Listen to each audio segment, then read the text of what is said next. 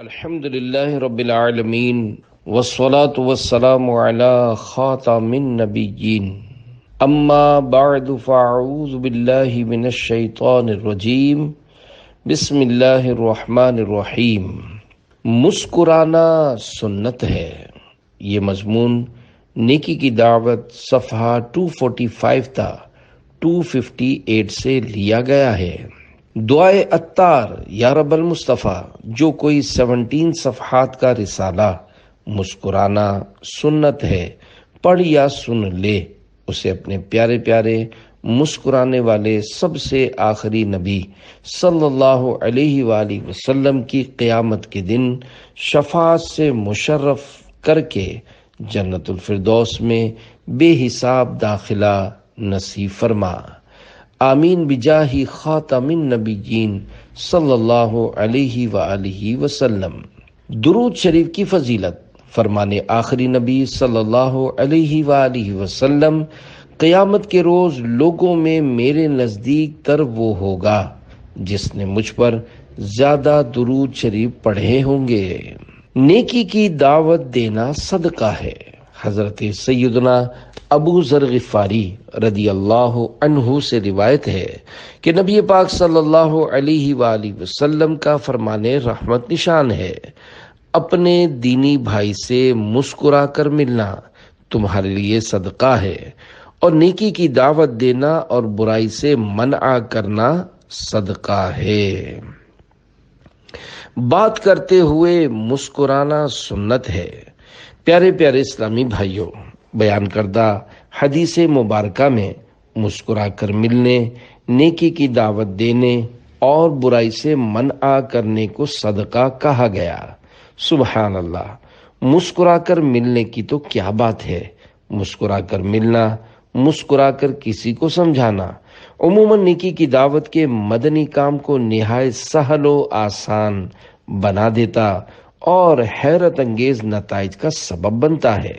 جی ہاں، آپ کی معمولی سی مسکراہٹ کسی کا دل جیت کر اس کی گناہوں بھری زندگی میں مدنی انقلاب برپا کر سکتی ہے، اور ملتے وقت بے رخی اور لاپرواہی سے ادھر ادھر دیکھتے ہوئے ہاتھ ملانا کسی کا دل توڑ کر اس کو معاذ اللہ گمراہی کے گہرے گڑھے میں گرا سکتا ہے۔ لہذا جب بھی کسی سے ملیں، گفتگو کریں، اس وقت حتی الامکان مسکراتے رہیے۔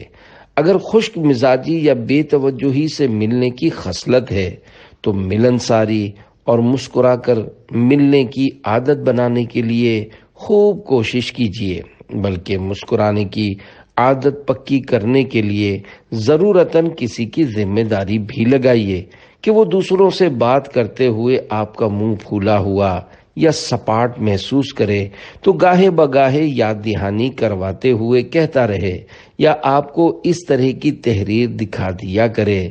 بات کرتے ہوئے مسکرانا سنت ہے۔ جی ہاں، واقعی یہ سنت ہے۔ چنانچہ دعوت اسلامی کے مکتبۃ المدینہ کی کتاب حسن اخلاق 73 صفحہ 15 پر ہے۔ حضرت ام درداء رضی اللہ عنہا حضرت سیدنا ابو درداء رضی اللہ عنہ کے متعلق فرماتی ہیں کہ وہ ہر بات مسکرا کر کیا کرتے۔ جب میں نے ان سے اس بارے میں پوچھا تو انہوں نے جواب دیا، میں نے حسن اخلاق کے پیکر محبوب رب اکبر صلی اللہ علیہ وآلہ وسلم کو دیکھا کہ آپ صلی اللہ علیہ وآلہ وسلم دوران گفتگو مسکراتے رہتے تھے۔ جس کی تسکین سے روتے ہوئے ہنس پڑیں، اس تبسم کی عادت پہ لاکھوں سلام۔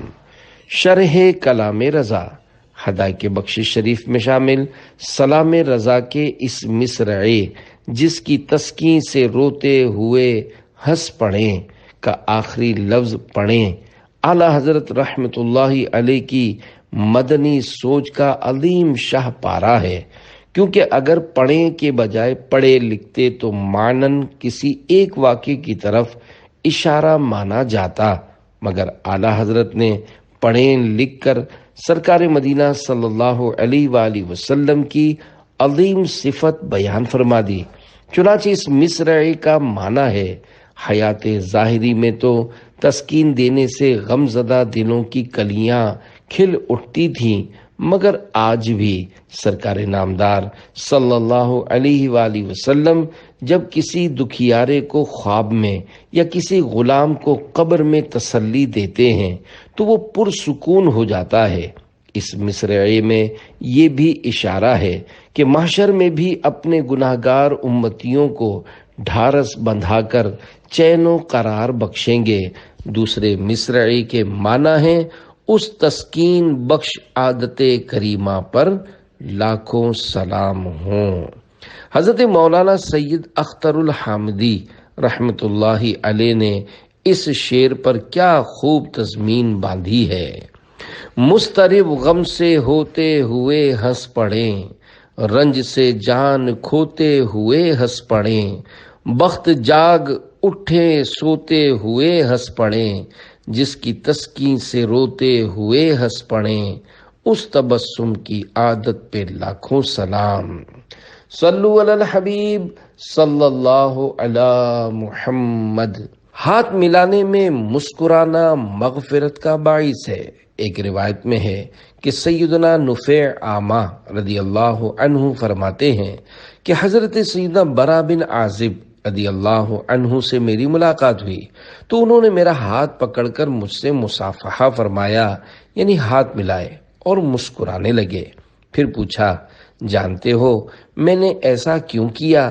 میں نے عرض کی نہیں، تو فرمانے لگے کہ نبی کریم رؤوف الرحیم صلی اللہ علیہ وآلہ وسلم نے مجھے شرف ملاقات بخشا تو میرے ساتھ ایسا ہی کیا۔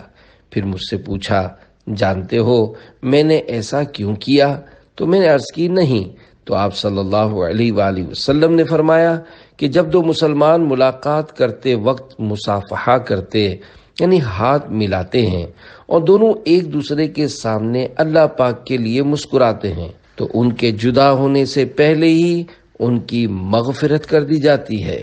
باغ جنت میں محمد مسکراتے جائیں گے، پھول رحمت کے جھڑیں گے، ہم اٹھاتے جائیں گے۔ صلو علی الحبیب صلی اللہ علی محمد۔ مسکرانے کی اچھی بری نیتیں۔ پیارے پیارے اسلامی بھائیوں، مذکورہ حدیث پاک میں لفظ اللہ کے لیے اچھی نیت کی صراحت کرتا ہے۔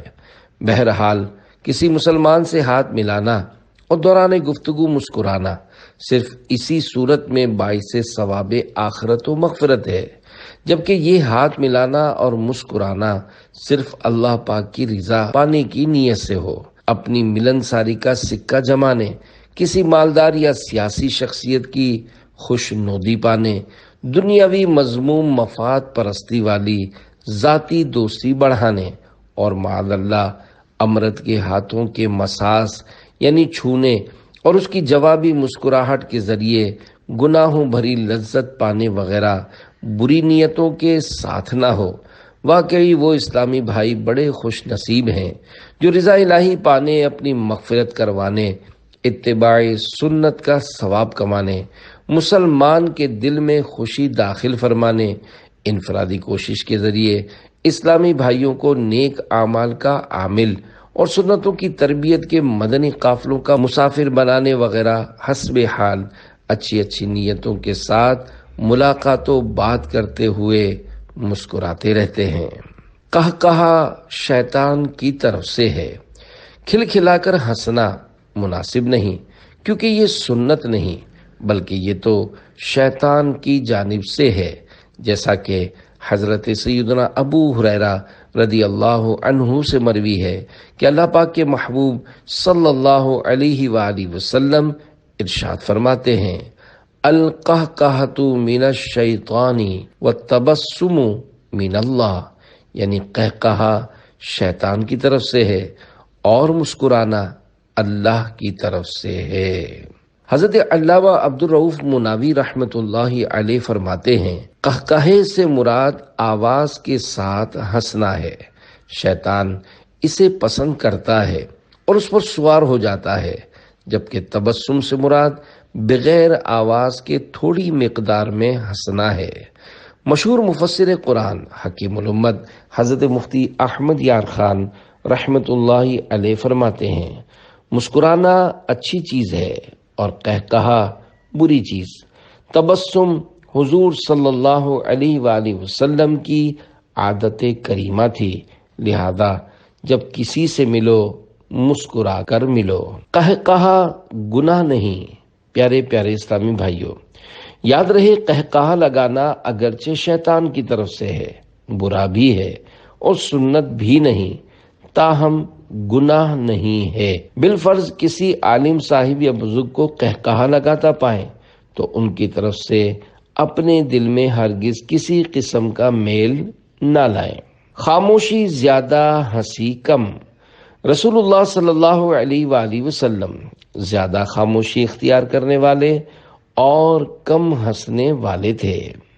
حافظ ابن حجر رحمت اللہ علیہ فرماتے ہیں، احادیث مبارکہ کو جمع کرنے سے جو بات ظاہر ہوئی وہ یہ ہے کہ آپ صلی اللہ علیہ وآلہ وسلم عام طور پر تبسم سے زیادہ نہیں ہنستے، اور کبھی زیادہ ہو جاتا تو وہ ہنسی ہوتی، اور ظاہر یہی ہے کہ قہقہا نہ ہوتا۔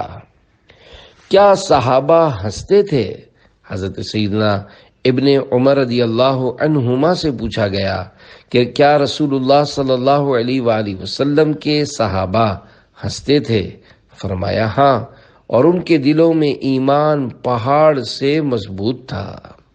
مشہور مفسر قرآن حکیم الامت حضرت مفتی احمد یار خان رحمت اللہ علیہ اس حدیث پاک کے تحت فرماتے ہیں، شاید سائل یعنی پوچھنے والے نے وہ حدیث سنی ہوگی، زیادہ ہنسنا دل مردہ کرتا ہے، تو اس نے سوچا ہوگا کہ حضرات صحابہ علیہم رضوان کبھی نہ ہنستے ہوں گے، کیونکہ وہ حضرات تو زندہ دل تھے، پھر انہیں ہنسی سے کیا تعلق؟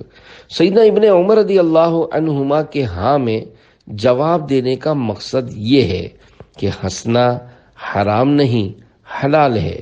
وہ حضرات یعنی صحابہ کرام علیہم رضوان وہ ہنسی نہ ہنستے تھے جو دل مردہ کر دے، یعنی ہر وقت ہنستے رہنا، بلکہ وہ ہنسی ہنستے تھے جو دل کو شگفتہ یعنی تر و تازہ رکھے اور سامنے والے کو بھی شگفتہ یعنی تر و تازہ بنا دے۔ کسی کو ہنستا دیکھ کر پڑھنے کی دعا۔ پیارے پیارے اسلامی بھائیوں، جب کسی کو ہنستا دیکھیں تو بخاری شریف میں وارد یہ دعا پڑھ لینی چاہیے، اضحک اللہ سنک، یعنی اللہ پاک تجھے ہنستا رکھے۔ مبلغ اعلان کے ذریعے مسجد میں ہنسنے کی ممانعت کرے۔ مسجد میں موقع کی مناسبت سے مسکرانے کی تو اجازت ہے، مگر ہنسنے یا قہقہا لگانے کی اجازت نہیں۔ لہذا مسجد میں دوران بیان کوئی ایسی بات آنے لگے جس میں حاضرین کے ہنسنے کا امکان ہو تو مبلغ کو چاہیے کہ وہ اس طرح اعلان کرے، توجہ فرمائیے، ابھی ہم مسجد میں ہیں اور مسجد میں ضرورتاً صرف مسکراہٹ کی اجازت ہے، یعنی فقط ایسی ہنسی جس کی خود کو بھی آواز نہ آئے، آواز سے ہرگز نہ ہنسیے، فرمان مصطفیٰ صلی اللہ علیہ وآلہ وسلم ہے، مسجد میں ہنسنا قبر میں اندھیرا لاتا ہے۔ نماز میں ہنسنے کے احکام۔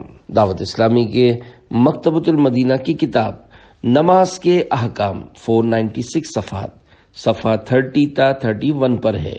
نمبر 1، رکوع و سجود والی نماز میں بالغ نے قہقہا لگا دیا، یعنی اتنی آواز سے ہنسا کہ آس پاس والوں نے سنا تو وضو بھی گیا اور نماز بھی گئی۔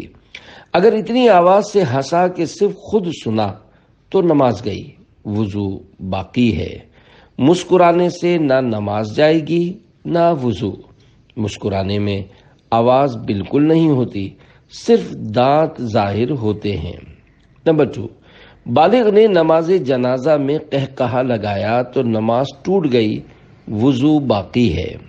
نمبر 3، نماز کے علاوہ قہقہا لگانے سے وضو نہیں جاتا، مگر دوبارہ کر لینا مستحب ہے۔ ہمارے پیارے پیارے آقا صلی اللہ علیہ وآلہ وسلم نے کبھی بھی قہقہا نہیں لگایا، لہذا ہمیں بھی کوشش کرنی چاہیے کہ یہ قہقہا نہ لگانے کی سنت بھی زندہ ہو اور ہم زور زور سے نہ ہنسیں۔ مسلمان بھائی کے لیے مسکرانا صدقہ ہے۔ حضرت سیدنا ابو ذر رضی اللہ عنہ سے روایت ہے، حضور صلی اللہ علیہ وآلہ وسلم کا فرمان روح پرور ہے، تمہارا اپنے بھائی کے لیے مسکرانا بھی صدقہ ہے، نیکی کا حکم دینا بھی صدقہ ہے، برائی سے منع کرنا بھی صدقہ ہے، بھٹکے ہوئے کی رہنمائی کرنا بھی صدقہ ہے، کمزور نگاہ والے کی مدد کرنا بھی صدقہ ہے، راستے سے پتھر، کانٹا اور ہڈی کا ہٹا دینا بھی صدقہ ہے، اپنے ڈول سے اپنے بھائی کے ڈول میں پانی ڈال دینا بھی صدقہ ہے۔ نیز ایک روایت میں فرمان مصطفیٰ صلی اللہ علیہ وآلہ وسلم ہے، ہر قرض صدقہ ہے۔ مالی صدقے کی تعریف۔ عموماً جب لفظ صدقہ بولا جاتا ہے تو ذہن خیرات کی طرف جاتا ہے۔ بے شک خیرات کو بھی صدقہ بولتے ہیں۔ آئیے لگے ہاتھوں مالی صدقے کی تعریف معلوم کرتے ہیں۔ چنانچہ دعوت اسلامی کے مکتبۃ المدینہ کی کتاب ضیاء صدقات 415 صفحہ 32 تا 33 پر ہے۔ لغت میں صدقہ سے مراد عطیۃ یراد بها المثوبۃ للمکرمۃ، یعنی صدقہ وہ عطیہ یعنی گفٹ ہے جس کے ذریعے اپنی عزت بڑھانے کے بجائے ثواب کا ارادہ کیا جائے۔ مطلب یہ ہے کہ وہ عطیہ یعنی انعام صدقہ کہلاتا ہے جس کے دینے کا مقصد اپنی عزت بڑھانا اور واہ واہ چاہنا نہ ہو، صرف ثواب کی نیت سے دیا گیا ہو۔ علامہ سید شریف جرجانی حنفی رحمت اللہ علیہ نے صدقے کی تعریف ان الفاظ میں بیان کی، ہی العطیۃ تبتغی بها المثوبۃ من اللہ تعالی، یعنی صدقہ وہ عطیہ یعنی گفٹ ہے جو اللہ پاک کی بارگاہ سے ثواب کی امید پر دیا جائے۔ صدقے سے انعام کے قربان اس اکرام کے، ہو رہی ہے دونوں عالم میں تمہاری واہ واہ۔ شرح کلام رضا۔ میرے آقا اعلی حضرت رحمت اللہ علیہ اس نعتیہ شعر میں فرماتے ہیں، یا رسول اللہ صلی اللہ علیہ وآلہ وسلم، رب باری کے اس انعام و اکرام پر میں واری جاؤں کہ اس نے آپ کو تمام مخلوقات میں سب سے بلند شان کا مالک کیا ہے، اور یہ اسی کا کرم ہے کہ دونوں جہانوں میں آپ کی عظمتوں اور رفعتوں کے ڈنکے بج رہے ہیں۔ سب سے اولا و اعلی ہمارا نبی، سب سے بالا و والا ہمارا نبی، صلو علی الحبیب صلی اللہ علی محمد۔ اندرونی امراض ایک دم غائب ہو گئے۔ پیارے پیارے اسلامی بھائیوں، نمازوں اور سنتوں پر عمل کی عادت ڈالنے کے لیے دعوت اسلامی کے دینی ماحول سے ہر دم وابستہ رہیے۔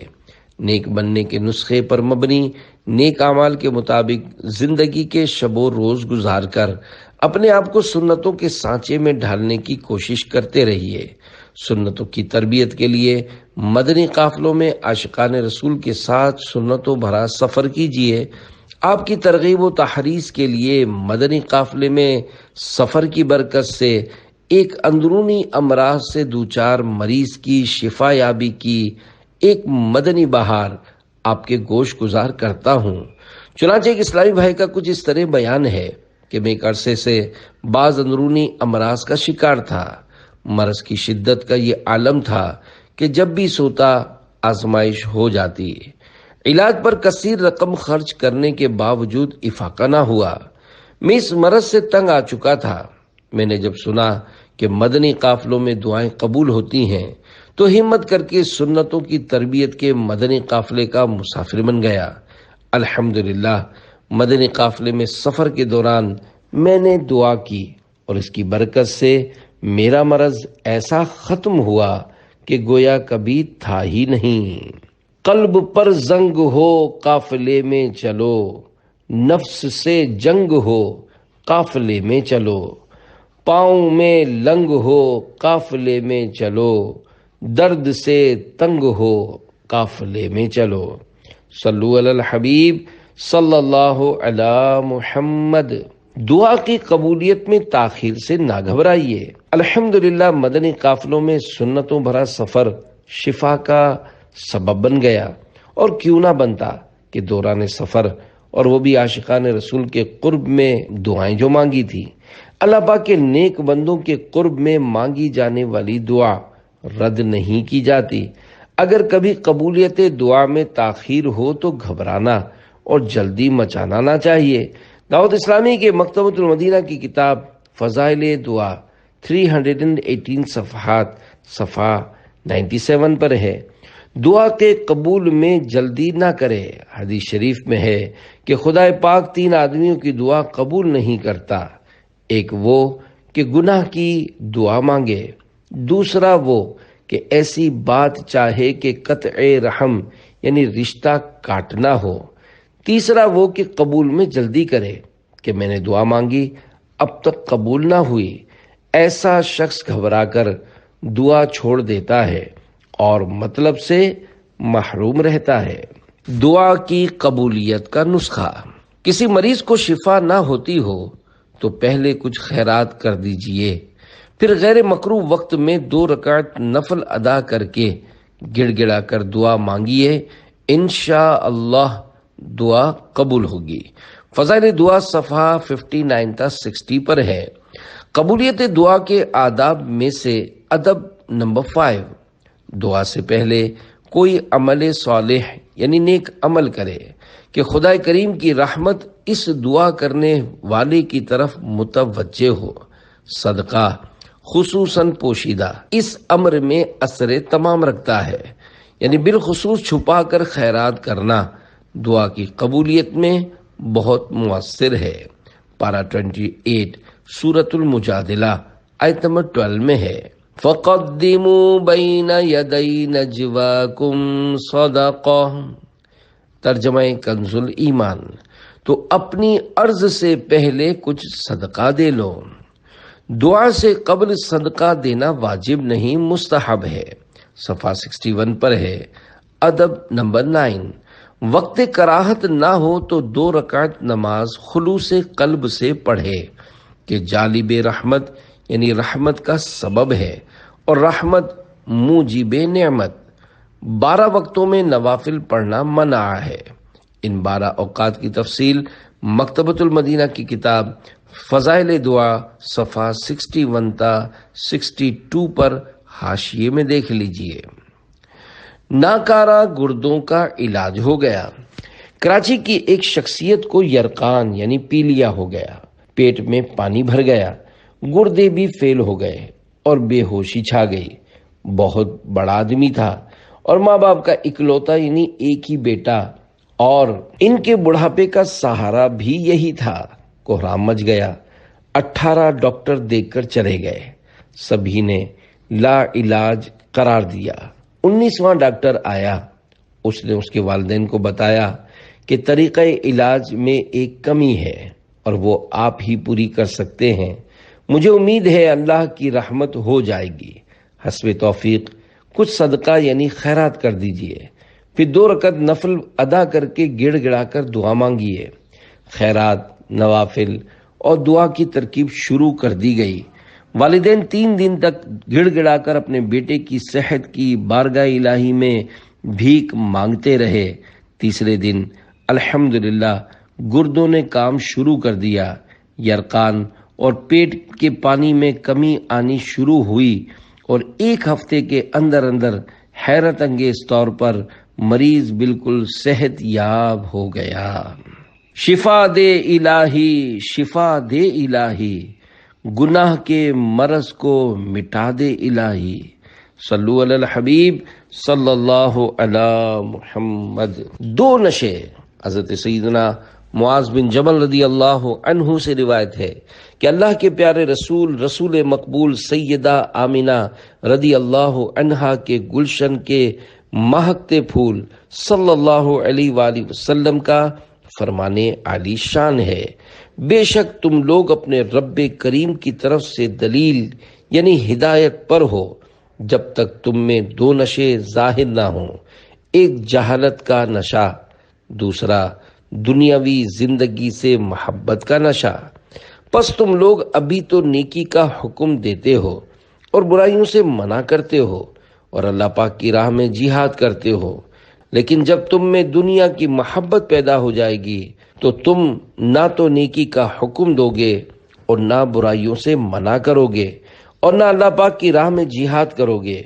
बस उस वक्त कुरान और सुन्नत की बात कहने वाला मुहाजिरीन और अंसार में सबसे पहले ईमान लाने वालों की तरह होगा। पढ़े लिखों की जहालतें। प्यारे प्यारे इस्लामी भाइयों, अफसोस फी जमाना ये दोनों मजमूम नशे आम देखे जा रहे हैं। जहालत के नशे में आज हमारी गालिब अक्सरियत बदमस्त है। शायद आप समझें कि तालीम तो खूब आम हो गई है और जगह बजगह स्कूल और कॉलेज खुल चुके हैं, अब जहालत कहाँ रही है? तो माफ कीजिए, दुनियावी तालीम जहालत का इलाज नहीं। सही यही है कि इस्लामी अहकाम पर मबनी फर्ज उलूम हासिल करने ही से दीन से जहालत दूर हो सकती है। फी जमाना मुसलमानों की भारी अक्सरियत में जरूरी दीनी मालूमात का बेहद फुकदान यानी ना होना है।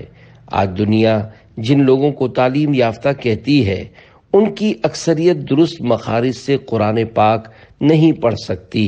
ये जहालत नहीं तो क्या है? पढ़े लिखों से वुजू और गुस्ल का सही तरीका या नमाज के अरकान पूछ लीजिए, शायद ही कोई बता पाए। इनसे जनाजे की दुआ सुनाने की फरमाइश कर देखिए, शायद बगले झांकने लगें। अफसोस सद करोड़ अफसोस, आजकल अक्सर मुसलमानों की तवज्जो सिर्फ और सिर्फ दुनियावी तालीम की तरफ है। इसी की हर तरफ पजीराई यानी मकबूलियत है। सारी दौलत व कुव्वत इसी पर सर्फ की जा रही है, जबकि दीनी तालीम के इदारे मुफ्त पढ़ाने, मुफ्त खिलाने और क़ियाम की मुफ्त सहूलतें बाहम पहुंचाने के बावजूद वीरान पड़े हैं। यकीनन ये सब दुनियावी जिंदगी के नशे के करिश्मे हैं। मुझे दर पे फिर बुलाना मदनी मदीने वाले, मैं इश्क भी पिलाना मदनी मदीने वाले। सल्लु अलल हबीब सल्लल्लाहु अला मुहम्मद। अगलों की मिस्ल अज्र। हुज़ूर नबी करीम रऊफ रहीम सल्लल्लाहु अलैहि वसल्लम का इरशाद अज़ीम है, बेशक मेरी उम्मत में से बाज लोग ऐसे भी होंगे जो अपने अगलों यानी साहबा किराम रदी अल्लाह अन्हुम की मिस्ल अज्र दिए जाएंगे। युनकिरूनल मुनकर, वो बुराई से मना करते होंगे। हजरत अल्लामा मौलाना अब्दुल रऊफ मुनावी रहमतुल्लाहि अलैह इस हदीस पाक के तहत फरमाते हैं, यानी अल्लाह पाक मुसलमानों की उस कौम को जिनके जरिए दीन को तक़वियत मिलेगी, साहबा किराम अलैहिम रिदवान की मिस्ल सवाब अता फरमाएगा। कोई मुबल्लिग किसी सहाबी के बराबर हो ही नहीं सकता। प्यारे प्यारे इस्लामी भाइयों, मज़कूरा रिवायत से कोई ये ना समझ ले कि बुराई से मना करने वाले मुबल्लिगीन को साहबा किराम अलैहिम रिदवान से बराबरी हासिल हो जाएगी। हरगिज ऐसा नहीं। ये तयशुदा अम्र है कि साहबा किराम अलैहिम रिदवान को जो शरफ साहबियत हासिल है, इसका मुकाबला गैर साहबी उम्मती को मिलने वाली कोई भी फजीलत नहीं कर सकती। सरवर दो आलम नूर मुजस्सम सल्लल्लाहु अलैहि वसल्लम ने इरशाद फरमाया, ला तसुब्बु अस्हाबी फलौ अन्ना अहदकुम अनफक मिस्ला उहुदिन ज़हबम मा बलगा मुद्दा अहदिहिम वला नसीफहु। यानी मेरे किसी सहाबी को गाली ना दो। अगर तुम में से कोई उहुद पहाड़ के बराबर भी सोना खर्च करे तो वो उनके एक या निस्फ मुद को नहीं पहुंचेगा। मुद एक पैमाना है जो 2 हिजाजी रतल का होता है और रतल तकरीबन आधे सेर वजन का होता है اور کوئی غیر صحابی کروڑوں نیکیاں کر کے بھی کسی ایک صحابی رضی اللہ عنہ کے مرتبے کو نہیں پہنچ سکتا، جیسا کہ مکتبۃ المدینہ کی کتاب بہار شریعت جلد 1 صفحہ 253 پر صدر الشریعہ بدر الطریقہ حضرت علامہ مولانا مفتی محمد امجد علی اعظمی رحمت اللہ علیہ لکھتے ہیں، کوئی ولی کتنے ہی بڑے مرتبے کا ہو کسی صحابی کے رتبے کو نہیں پہنچتا۔ صفحہ 247 پر فرماتے ہیں، حدیث میں ہمراہیان سیدنا امام مہدی رضی اللہ عنہ کی نسبت آیا کہ ان میں ایک کے لیے 50 کا اجر ہے۔ صحابہ علیہم رضوان نے عرض کی، ان میں کے 50 کا یا ہم میں کے؟ فرمایا بلکہ تم میں کے۔ تو اجر ان یعنی سیدنا امام مہدی رضی اللہ عنہ کے ساتھیوں کا زائد ہوا، مگر افضلیت میں وہ لوگ صحابہ علیہم رضوان کے ہمسر یعنی برابر بھی نہیں ہو سکتے۔ زیادت یعنی زائد ہونا درکنار، کہاں امام مہدی رضی اللہ عنہ کی رفاقت یعنی ساتھی ہونا، اور کہاں حضور سید عالم صلی اللہ علیہ وآلہ وسلم کی صحابیت۔ اس کی نظیر یعنی مثال بلا تشبیہ یوں سمجھیے کہ سلطان یعنی بادشاہ نے کسی مہم یعنی جنگ پر وزیر اور بعض دیگر افسران کو بھیجا۔ اس جنگ کی فتح پر ہر افسر کو لاکھ لاکھ روپے انعام دیے اور وزیر کو خالی پروانہ خوشنودی مزاج دیا، تو انعام انہیں یعنی افسروں کو زائد ملا، مگر کہاں وہ لاکھ لاکھ روپے پانے والے افسران، اور کہاں بادشاہ کی خوشنودی کی سند پانے والا وزیر اعظم کا احساس۔ صحابہ کرام علیہم رضوان کی شان عظمت نشان کو حضرت سیدنا امیر معاویہ رضی اللہ عنہ کے بارے میں منقول ان 2 حکایتوں سے سمجھیے۔ نمبر 1، حضرت سیدنا معافیہ بن عمران رحمت اللہ علیہ سے پوچھا گیا، کیا حضرت سیدنا عمر بن عبدالعزیز رحمت اللہ علیہ حضرت امیر معاویہ رضی اللہ عنہ سے بہتر ہیں؟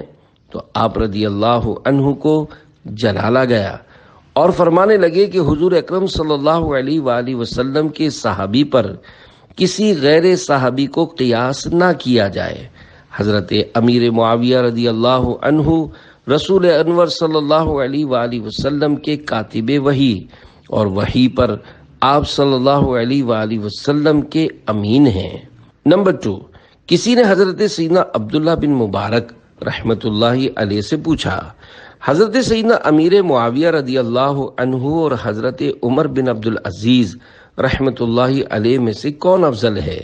فرمایا، اللہ کی قسم، رسول اللہ صلی اللہ علیہ وآلہ وسلم کی ہمراہی میں حضرت امیر معاویہ رضی اللہ عنہ کے گھوڑے کی ناک میں داخل ہونے والا غبار حضرت عمر بن عبدالعزیز رحمت اللہ علیہ سے 1000 گنا بہتر ہے۔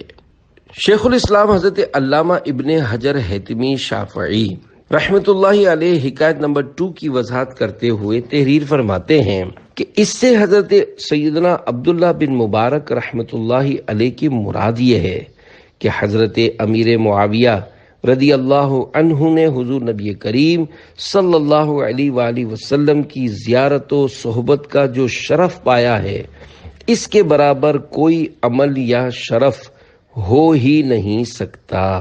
ہم کو اصحاب محبوب خدا سے پیار ہے، انشاءاللہ دونوں جہاں میں اپنا بیڑا پار ہے۔ صلو علی الحبیب صلی اللہ علی محمد۔ امیر اہل سنت دامت برکاتہم العالیہ کی کتاب نیکی کی دعوت کا مضمون یہاں ختم ہوا۔